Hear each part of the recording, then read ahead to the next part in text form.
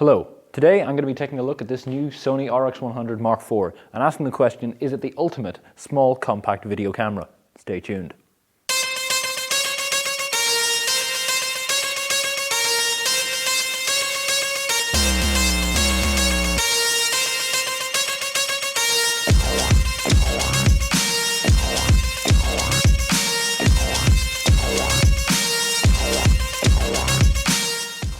So I had this camera delivered to me 4 days ago, and since then I've been using it every day. The first day I spent half the day kind of learning the ins and outs of the menus and things like that, and then I took it out in the evening to shoot segments for a music video that included slow motion, lots of slow motion, using an underwater housing that I had bought with the camera to go underwater, shooting waves and, well, a swimmer for this music video. I was very happy with the footage I got out of it.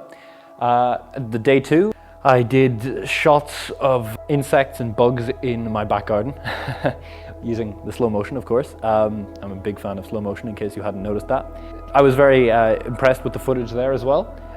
And then I took it out yesterday on a hike in the local mountain range, the Comoras, which I've shot in before with my Panasonic GH4.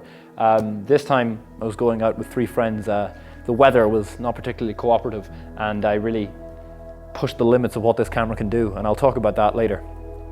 So to give a background, I'm coming from a GH4 system, and this was kind of a shock to me, just going kind of down from the pro level video cameras to the consumer level cameras. The GH4, in case you don't know, is built like a tank. The body is milled out of a single piece of magnesium aluminum alloy. It's rock solid, it's weatherproofed for rain, dust, extremes of temperature. It's really absolutely rock solid, and you can take it virtually anywhere, which I have done in the past. This camera is slightly different. It's not milled of a single component. The body is a mixture of plastics and metal. The flip-out screen is slightly vulnerable, you might say, to being broken off. And just overall, the design and the production of it is a bit lackluster. I'm slightly disappointed on that. And the camera is very, very small, I will say that. Even maybe too small for me, just because me being a tall person have very large hands, and trying to manipulate a camera this small that isn't ergonomically designed to kind of fit in your hand like a DSLR or a DSLM like the GH4 is built, it's kind of challenging just because you feel like you're kind of babying it because it's so small. It does have a flip-out EVF viewfinder. Just in general, it's slightly too small for a person of my size to manipulate well. Not the sharpest or the brightest, not the highest resolution. Obviously I'm coming from a GH4, which has kind of spoiled me in terms of features because it's just a very, very, very solid camera. In addition to that, it also has a flash. Flash is okay.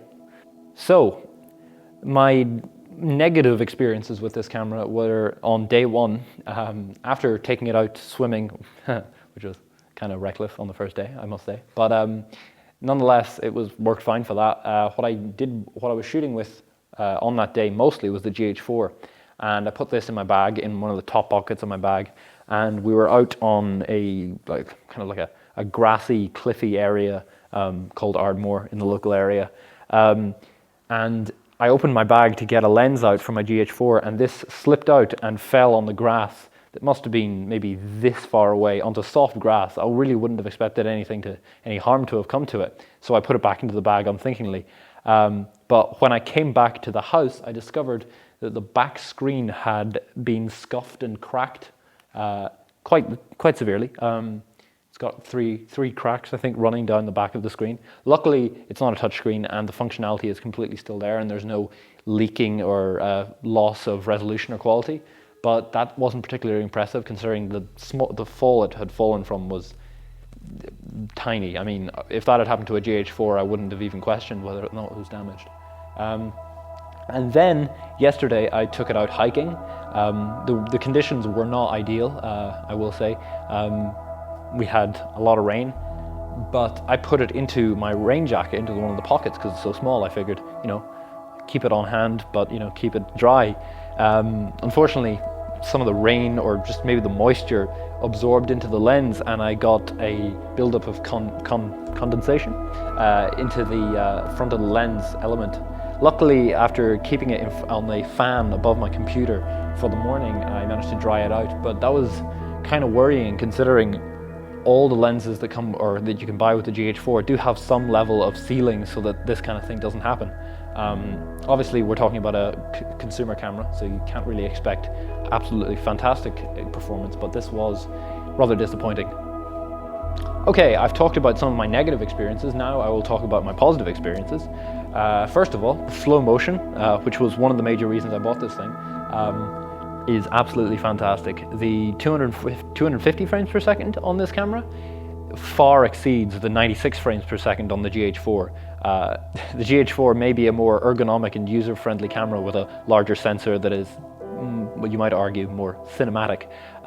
This is still, the 250 frames per second is extremely high quality HD. I would have absolutely no second thoughts about using that in a music video, a short film, a feature film, any of those things. Very, very impressive slow motion. The 500 frames per second is worse than the 96 frames on the GH4, but it's, you know, you could use it for some things, maybe in the right context. The 1000 frames per second is not really worth even considering. The S-Log, the Sony logarithmic color curve on this, fantastic. I love that. It grades amazingly well, and the amount of latitude that it can recover or capture is absolutely stunning, and it's absolutely beautiful to grade. I've been using James Miller's Deluxe, I believe, for the last week, just getting some good looks out of it very fast. I like that. I really hope that the GH4 will soon have a log profile. I'm very excited to see what that will do. The 4K on board is also extremely good. The XAVC codec, it seems to be extremely good at playing back on a computer. I've had playback issues with the 4K off the GH4 in the past. This seems to be slightly better. The downsides in terms of the build, apart from the fact that it isn't in any way weatherproofed and is fragile, the downsides are that it doesn't have a headphone jack, it doesn't have a mic jack. The SD card slot is actually in the bottom, so you actually have to open the battery case to get to the SD card slot.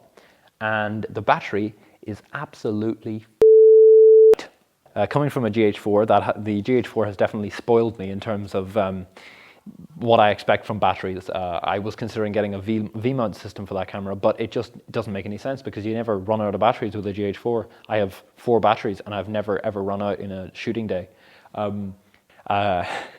It eats through them just at a speed I have never seen before. Before the GH4, I had a GH3. It was also amazing on batteries. Before that, I had a T2i, a Canon T2i. It was a whole lot better than this. It's just, you know, I'll have to buy a lot of batteries to run this camera. It doesn't really make any sense considering this would be the ultimate in kind of holiday camera of take anywhere kind of system, something you might use instead of a GoPro in terms of user-friendly, lightweight kind of camera. But the battery life is just absolutely awful. The battery is eaten up severely by the slow motion standby mode where you're recording everything, or at least you're processing everything and then recording the last 2 seconds when you press record or end record. That'll really burn up your batteries, I must say. In addition to the poor battery life, the rear screen and the EVF are not particularly sharp, and it's rather difficult, despite the small sensor size, it's rather difficult to get focus, critical focus that is, just because it is so hard to tell what is in focus. I've had trouble with the GH4 sometimes in some extreme lighting conditions, but it is quite good. This is virtually impossible, very challenging. I haven't used this camera for stills much, just, you know, the odd shot when we were up on the mountain. I didn't really see the point. I didn't buy this camera for stills. You know, why would I do that when I have a GH4? But the high shooting speed of 14 to 16 frames per second, I'm not sure which it is quite good. I tested that. So the major reason that I bought this camera was because I had recently lost my GoPro, which was a GoPro Hero 3. I lost it swimming. It kind of got knocked off its GoPro mount and into the water and sucked away by the tide, which was slightly heartbreaking. This camera, I wanted to go back into like the kind of underwater and the kind of extreme sports stuff that I'm doing with my GoPro, but I also wanted a kind of more cinematic camera that I had more control over, and I wanted ultra slow-mo. This camera did all those things because you can buy an underwater housing for this camera that increases the size considerably but works extremely well. You can buy that for around £170 or 210 euros or something like that. I may make a review of that as well. That housing has very high quality materials and it allows you complete control of the camera. Every button, the focus, all of it. It's kind of hard to see the screen when you're in the water, in very cold water I might add. It's very hard to review your shots when you're being hit by waves, looking through a layer of perspex and then into the back of the screen. This camera has a built-in lens. It's not replaceable. It's a equivalent 24 to 70 millimeter, which starts at an f1.8 and goes to a 2.8 at the 70 millimeter end. That on a 1-inch sensor it's challenging. I mean, it's not that difficult to get a relatively shallow depth of field if you're prepared to get really close up to your subjects. But at the same time, it's even from a GH4, which does have quite a small sensor in comparison to the full frame systems, it's still quite difficult to get that when you're not wide open on the wide end of this lens. It's relatively sharp, but it does sharpen up as you go out to like f4. The dials and the buttons on it are very small, very difficult to manipulate. It doesn't have a touchscreen, which I do miss from the GH4, which I'm, still using right now. The low light performance is actually quite good. I would say that it's just because of the S-Log, which adds a lot of dynamic range to the image. It's quite good. I'm not going to say that it might be just about on par with the GH4. I haven't done any side-to-side comparisons. I might do, but that'll be in a later video. Okay, to wrap up, I'm going to say that this camera is excellent if you want to shoot slow motion, you want to shoot 4K. It's not so great if you want to have extremely precise controls and easy to use controls. If you want a bright in-camera monitor, if you want good production audio, because this doesn't have any space for an external mic.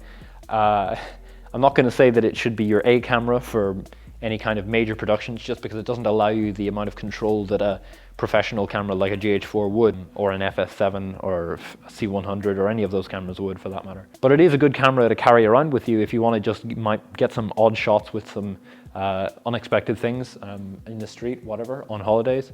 I like it. I like the slow motion. I like the 4K. It's going to make a very good B camera alongside my GH4, but it's a bit small and difficult to manipulate for it to be an A camera.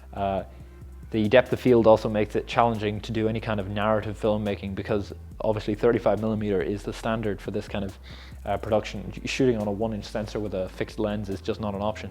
In closing, great camera, bit small. The materials and the production or the quality of it is a bit lackluster, but the images and the abilities this camera has are out of its class completely. Sony, I don't know what you're thinking. You're giving us a camera that can shoot higher speed slow motion than your FS7 right now. What's the deal with that? I love you. This camera is fantastic if you like slow motion and 4K. That is all.